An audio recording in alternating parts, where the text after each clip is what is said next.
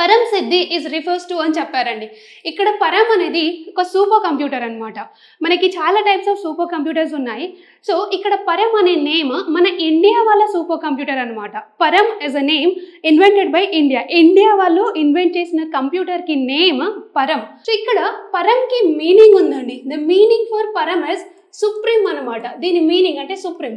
Supreme అంటే చాలా height అనే మీనింగ్ వస్తుంది, చాలా పీక్, హైయెస్ట్ అంటే ఎవరెస్ట్ అనే మీనింగ్ లాగా వస్తుంది అనమాట సుప్రీం. పరం ఉంది కదా, PARA అంటే ప్యారలల్, ఫుల్ ఫామ్ కూడా ఉందండి, parallel. Okay, parallel. And M అంటే మెషిన్, ప్యారలల్ మెషిన్. అంటే సూపర్ కంప్యూటర్స్ అంటే ఒకటే CPU ఉండదన్నమాట, మోర్ దాన్ 1 CPUs ఉంటాయి. ఓకే, మోర్ దాన్ చాలా CPUsని కనెక్ట్ చేయడం వల్ల కంప్యూటర్కి స్పీడ్ అనేది చాలా ఇంక్రీజ్ అవుతుంది. పరం అనేది ఒక సూపర్ కంప్యూటర్. కానీ ఇక్కడ ఏం చెప్పారు, ఆర్టిఫిషియల్ ఇంటెలిజెన్స్ అని చెప్తున్నారు. ఈ రోజుల్లో మనం ఎక్కడ చూసినా ఆర్టిఫిషియల్ ఇంటెలిజెన్సే కనిపిస్తుంది కదా. So artificial intelligence super computer అని చెప్తున్నారు. కానీ పరంకి రిలేటెడ్ చాలా సూపర్ కంప్యూటర్ నేమ్స్ ఉన్నాయండి. ఇక్కడైతే మీకు పరం సిద్ధి అడిగారు, ఓకే. కానీ the very first super computer ఏంటి, ఇండియా వాళ్ళు ఫస్ట్ ఫైండ్ అవుట్ చేసిన కంప్యూటర్ ఏంటి అంటే పరం 8000 అనమాట.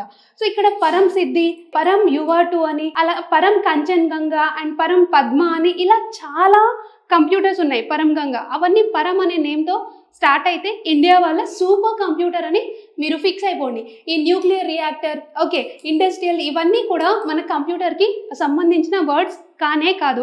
మీరు సింపుల్గా ఎలిమినేట్ కూడా చేసుకోవచ్చు ఆన్సర్ని. ఓకే.